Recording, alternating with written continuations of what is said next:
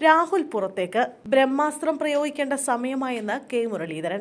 രാഹുൽ മാങ്കൂട്ടത്തിലുമായുള്ള പൊക്കിൾക്കൊടി ബന്ധം പാർട്ടി അവസാനിപ്പിച്ചുവെന്നും അദ്ദേഹം കൂട്ടിച്ചേർത്തു. കോൺഗ്രസ് അദ്ദേഹവുമായുള്ള ബന്ധം വിച്ഛേദിച്ചു കഴിഞ്ഞെന്നും രാഹുലിന്റെ കാര്യത്തിൽ പാർട്ടി ഒരു തീരുമാനം വേഗത്തിൽ കൈക്കൊള്ളുമെന്നും കെ മുരളീധരൻ പറഞ്ഞു. തെറ്റുതിരുത്തി തിരിച്ചുവരാനുള്ള മാർഗമാണ് കോൺഗ്രസ് അനുവർത്തിച്ചത് വരുന്നതെങ്കിലും രാഹുലിന്റെ കാര്യത്തിൽ അതിന് ഇനി സാധ്യതയില്ല. ഈ സാഹചര്യത്തിൽ ഉചിതമായ ശക്തമായ നടപടി സ്വീകരിക്കുമെന്ന് കെ മുരളീധരൻ പറഞ്ഞു. നിലവിൽ സസ്പെൻഷനിലായ രാഹുലിനെതിരെ തുടർ നടപടികൾ സ്വീകരിക്കും. ഇപ്പോൾ ഏതാണ്ട് ബ്രഹ്മാസ്ത്രം പ്രയോഗിക്കേണ്ട സമയമായിട്ടുണ്ട്. രാഹുലിനെ സസ്പെൻഡ് ചെയ്യുമ്പോൾ രേഖാമൂലമുള്ള പരാതി ലഭിച്ചിരുന്നില്ല. എന്നാൽ ഇന്ന് സ്ഥിതി അങ്ങനെയല്ല. സർക്കാരിനും പാർട്ടിക്കും മുന്നിൽ രേഖാമൂലം പരാതി ലഭിച്ചിട്ടുണ്ടെന്നും അദ്ദേഹം പറഞ്ഞു.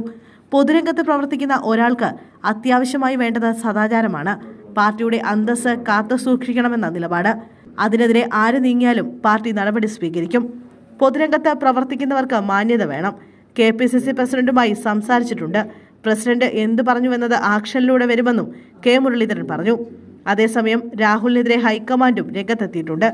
MLA പാർട്ടിയിൽ നിന്നും പുറത്താക്കാൻ ഒരുങ്ങുകയാണ് കോൺഗ്രസ് ഹൈക്കമാൻഡ്. KPCC ശുപാർശയോടെ AICC ഇത് സംബന്ധിച്ച തീരുമാനമെടുക്കും.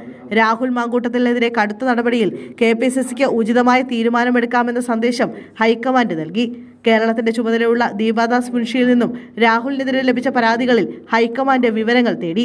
MLAക്കെതിരായ പരാതികൾ ഗുരുതര സ്വഭാവമുള്ളതാണെന്നും തെരഞ്ഞെടുപ്പുകളിൽ പാർട്ടിക്ക് ദോഷം ചെയ്യുമെന്നും ദീപാദാസ് മുൻഷി നേതൃത്വത്തെ അറിയിച്ചു. കെ മുരളീധരന് പുറമെ ജെബി മേത്തർ MP, ഷാനിമോൾ ഉസ്മാൻ ഉൾപ്പെടെയുള്ള നേതാക്കൾ രാഹുലിനെതിരെ കടുത്ത നടപടിയാണ് പരസ്യമായി ആവശ്യപ്പെടുന്നത്. വിവാദങ്ങൾ ഉയർന്നു തുടങ്ങിയ സമയത്ത് പോലും രാഹുൽ പക്ഷത്തുണ്ടായിരുന്ന നേതാക്കൾ പോലും ഇനിയൊരു പരാതിയുടെ വിവരം ഇന്നലെ പുറത്തു വന്നതോടെ നിശബ്ദരായിരിക്കുകയാണ്.